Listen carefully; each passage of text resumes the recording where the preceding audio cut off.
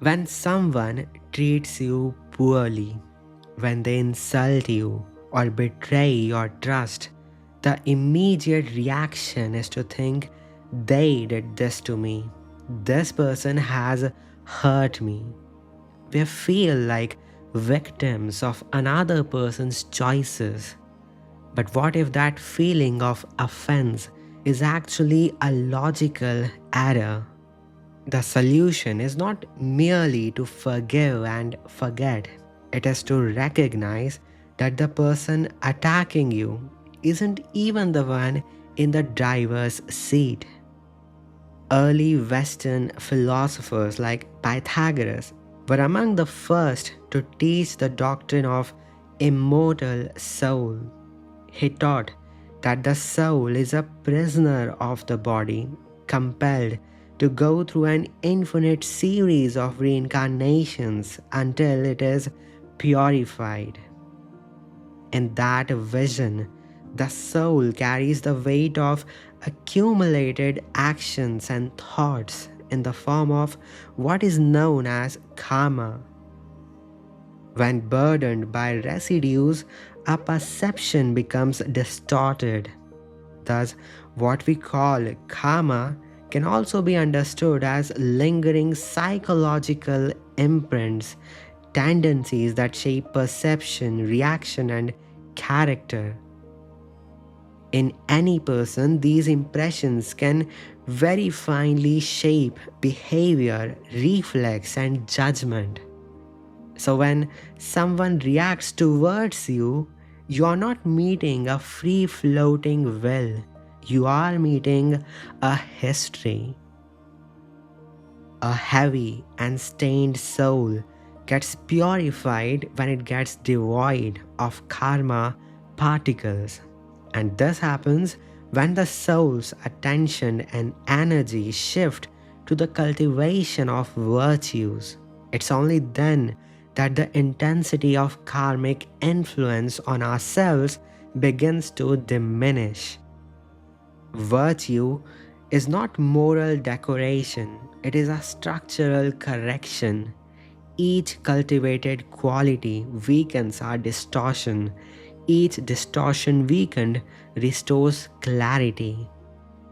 Therefore, in this channel, we will focus our attention on a form of cognitive training, cultivating the essential capacities of the soul through one systematic classical text.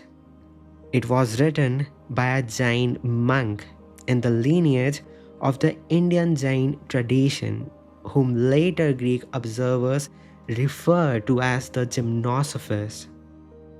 Written by one of the finest logicians of his time, it distills thousands of years of spiritual inquiry into just 32 chapters, each representing a single virtue.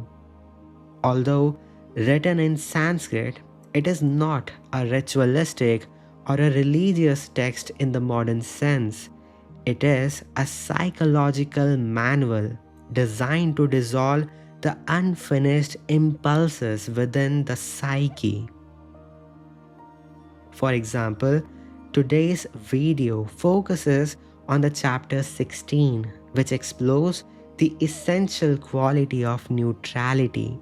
Specifically, today we examine the verse 4.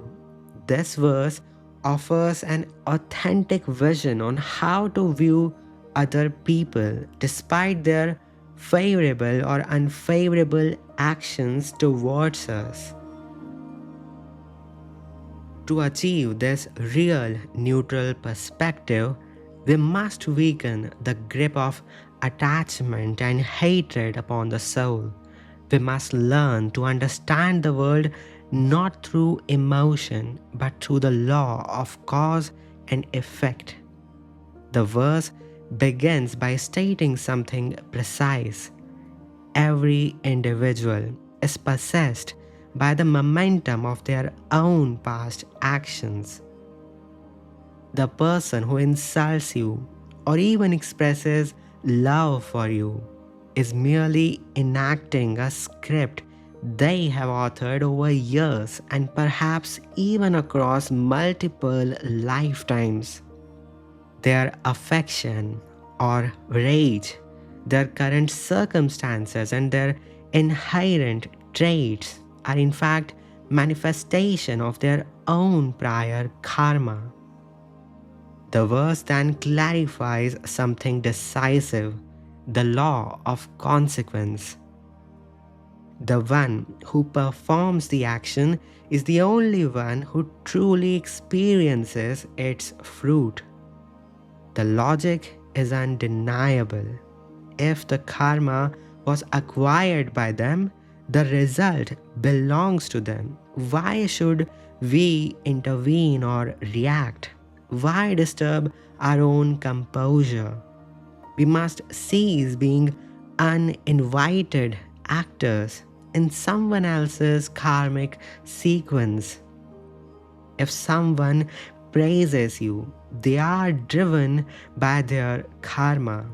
If they criticize you, they are compelled by the same force.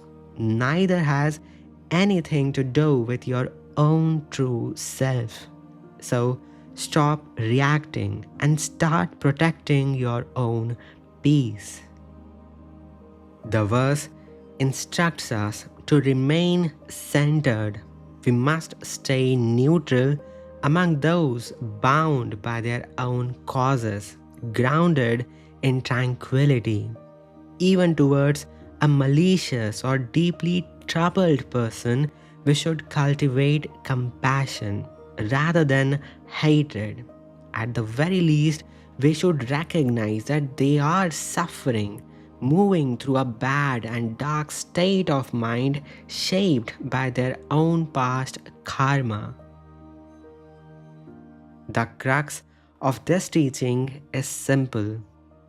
Every living being is bound by their own karma and experiences only the results of that karma. Realizing this, maintain neither attachment nor hatred towards anyone. Remain in your state of neutrality.